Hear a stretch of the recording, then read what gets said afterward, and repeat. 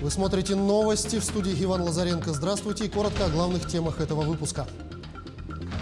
Ледовые переправы на реках Якутии продолжают закрывать. Пассажиров из Якутска до железнодорожного вокзала в Нижнем Бестяхе будут перевозить суда на воздушной подушке. Базовым правилам безопасного дорожного движения с малых лет в Хандыге в детском саду открыли специальные площадки. «Мы рядом». Благотворительный концерт с участием творческих коллективов и звезд эстрады в помощь пострадавшим от пожара прошел в столице региона. Толщина льда на основных реках Якутии меньше нормы на 10-35 сантиметров. Об этом сообщает пресс-служба Минэкологии региона. Для предотвращения заторов во время весеннего ледохода работы по ослаблению прочности льда проведены на 31 участке в 9 районах на реках Алдан, Амга, Нюя и Токко.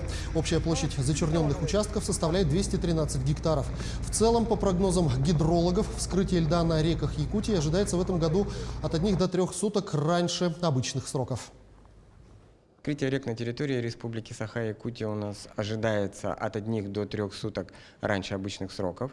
Также вскрытие реки Лена в пределах Ленского и Алекнинского районов ожидается у нас в период с 5 по 14 мая, в районе города Якутска с 15 по 16 мая и у поселка Сангар с 19 по 21 мая, а в устьевом участке реки в последних числах мая.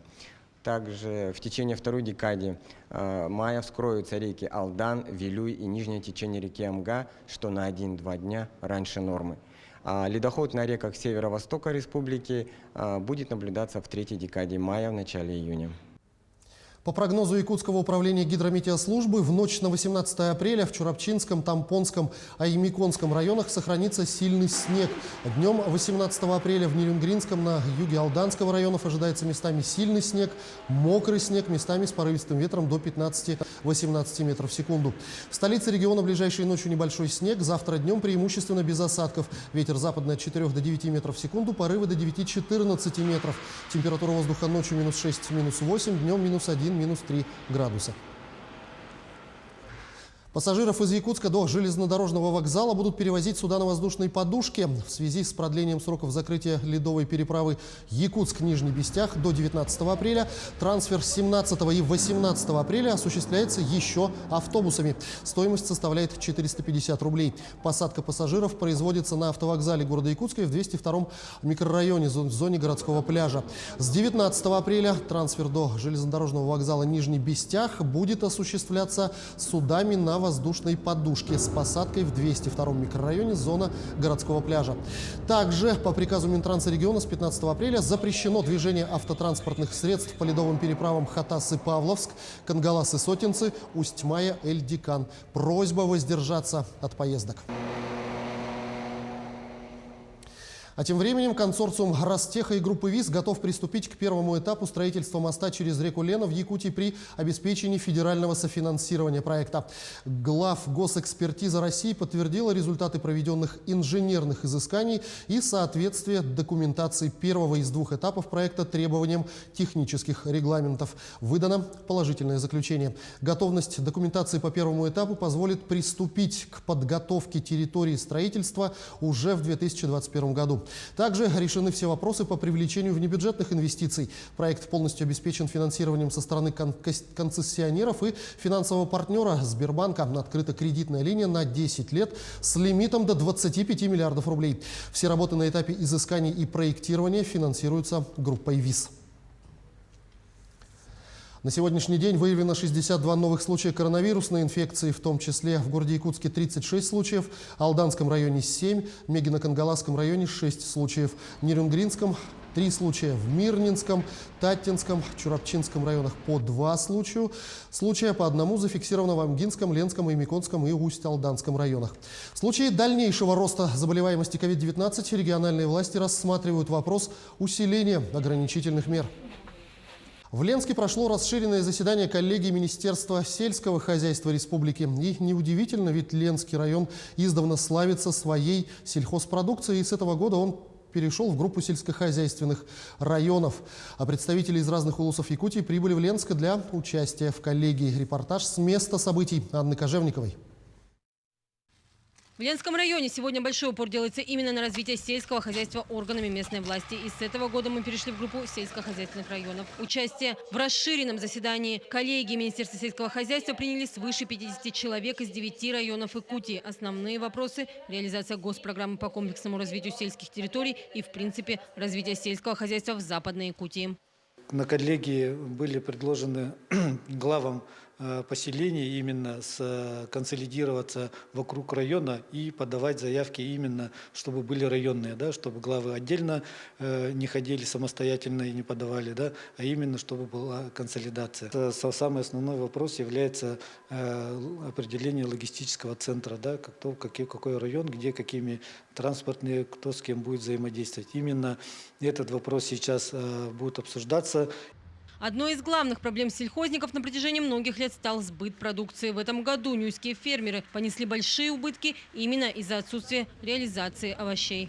Много капусты выкинули в этом году, так как объем увеличен, а сбыта самой капусты нету.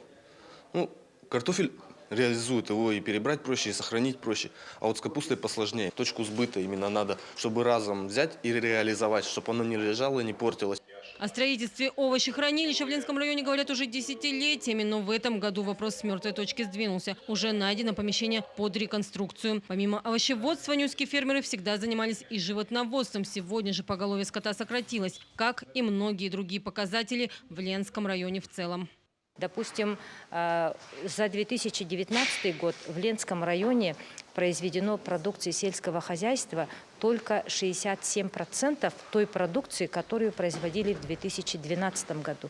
Поэтому мы, конечно же, одобряем и поддерживаем решение главы муниципального района, глав муниципальных поселений о предоставлении дополнительной финансовой помощи из местных бюджетов для того, чтобы поддержать работающих сельхозтоваропроизводителей и реализовать те инвестиционные проекты, которые уже приняты вашими депутатами и поддержаны всеми сельхозорганизациями. А поддержка со стороны районной власти колоссальная. Большой упор сегодня поставлен на общество с ограниченной ответственностью «Батамайское». Выполнено поручение Татьяны Осиповой после ее визита в 2019 году. Обновлено стадо. Сегодня предприятие готовится к производству нового продукта – сыра, который должен стать брендом Ленского района. Анна Кожевникова, Виталий Андреев, Ленск. Тем временем приняты меры по решению проблемных вопросов с обращением с твердыми коммунальными отходами в Алданском и Нерюнгринском районах. А в целях эффективности реализации новой системы обращения с твердыми коммунальными отходами южная зона деятельности региональных операторов по обращению с ТКО будет разделена на Алданскую и Нерюнгринскую зоны.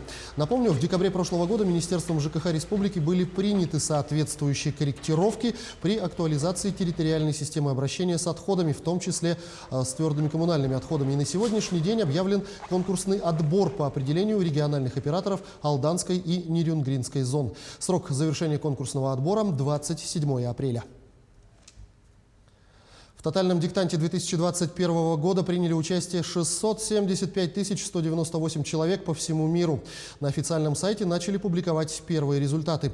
Так, в Мирном только 4 человека написали тотальный диктант на 5. В алмазной столице проверить грамотность можно было на 5 площадках. В библиотеке, аудиториях профтехучилища и классах 26-й школы. Отрывок из текста Дмитрия Глуховского «Море» под диктовку написали 136 человек. Количество ударников, троечников и двоечников в Мирном не считали. Впрочем, среди последних точно десятки. Если говорить о статистике ошибок в тексте диктанта этого года по всей стране, больше всего было пунктуационных, хотя и в орфографии оказались свои нюансы. В Хандыге в детском саду «Мишутка» открыли площадки для обучения базовым правилам безопасного дорожного движения. В Тампонском районе такой мобильный автогородок появился впервые в рамках целевой программы. Подробности у Марии Винокуровой. На открытии коллектив детсада и малышей с таким полезным приобретением поздравили представители районной администрации, управления образования, ГИБДД.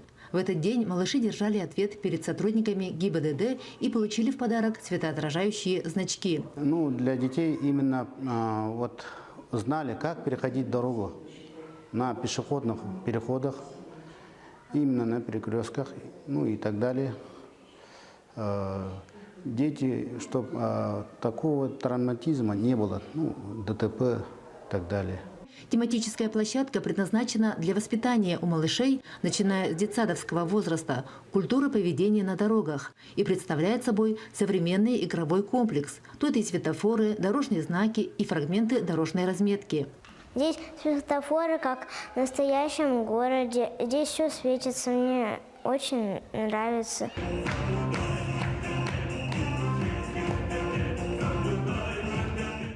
Размещение первых мобильных автоплощадок в дошкольных учреждениях Тампонского района призвано содействовать повышению безопасности дорожного движения и снижению детского транспортного травматизма. Мария Винокурова, Богдан Тиянич, Хандыга, Тампонский район. Мы рядом. В культурном центре «Сергеляхские огни» в Якутске прошел благотворительный концерт с участием творческих коллективов и звезд эстрады в помощь пострадавшим от пожара, который произошел 7 апреля в селе Чапаево Хангаласского улуса. 17 апреля. Напомним, трагедия унесла жизни 2 женщин и 2 маленьких детей 2017 и 2018 годов рождения. Отец вынес детишек из дома, но спасти их не удалось.